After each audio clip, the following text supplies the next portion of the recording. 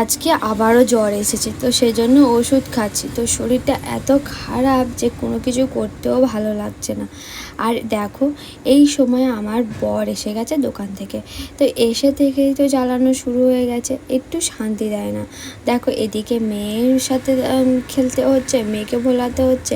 একটা প্যারাসিটামল খেয়ে নিলাম, কারণ মাথা আর গা হাত পা প্রচণ্ড যন্ত্রণা করছে, একদম দাঁড়াতে পারছি না, আর ভালোও লাগছে না, কোনো কিছুই করতে ইচ্ছে করছে না। তাও আমার বর এসে দেখো দোকান থেকে এসে মাত্র জ্বালানো শুরু করে দিয়েছে, এটা খেতে দাও, ওটা করে দাও, সেটা করে দাও, এই করছে।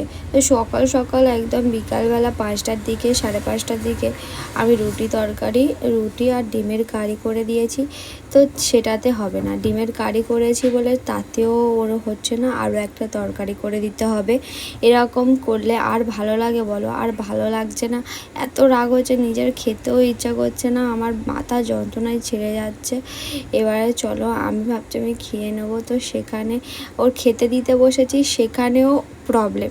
এত যদি সমস্যা সব সময় করে তাহলে ভালো লাগে বলো? বললাম নিজে নিয়ে খেয়ে নাও, না নিজে খাবে না, আবার আমাকে দিতে হবে। তো একটুখানি এখানে ওর রুটি তরকারি দিয়ে দিচ্ছিলাম। তো তখনই ভাবলাম একটু ভাতের সাথে ভর্তা হয়েছিল, তো ভর্তা খাই কি জিজ্ঞাসা করি। তো ভর্তা বললো বেগুন ভর্তা আমার খাবো। তো রুটির সাথে বেগুন ভর্তা বেশ ভালোই লাগে। তো ও খেয়ে নিল, বললো ঠিক আছে দিয়ে দাও। তো আমি ডিমের কারিটা এমনভাবে করেছি, দেখো একটু ঝাল ঝাল মতো করেছি, আর জ্বর মুখে একটু ঝাল ঝাল তো বেশ ভালোই লাগে। আর তারপরে একটু বেগুন ভর্তাও দিয়ে দিচ্ছি। তো আমার মেয়েও আমার সাথে সাথে ঘুরপাক খাচ্ছে, আর পায়ে পায়ে এত জোরোই না, সেই বিড়াল ছানার মতো। তো পায়ে পায়ে প্রচণ্ড জোরোই।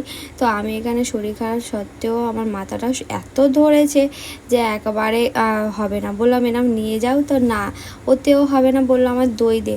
তো দই আবার একটা বাটিতে দিলাম, আবার দই দেওয়ার পর বলে আমাকে স্যালাড দে, গ্রিন স্যালাড, বিট গাজর শসা একটু কেটে দে। এরকম করলে কে কার ভালো লাগে তোমরা বলতে পারো? একটু যে শান্তিতে একটু শোবো, একটু চোখটা বন্ধ করব, তাতেও হবে না।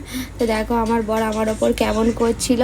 তো তখন আমার শ্বশুর আমার সাপোর্টে কথা বললো, আমার বরকে একটু কেমন করে দিল। তো আমি যখন খাচ্ছিলাম বললো একটু খাও, ওর একটু গালে ভাত দিলাম, বলি খাও।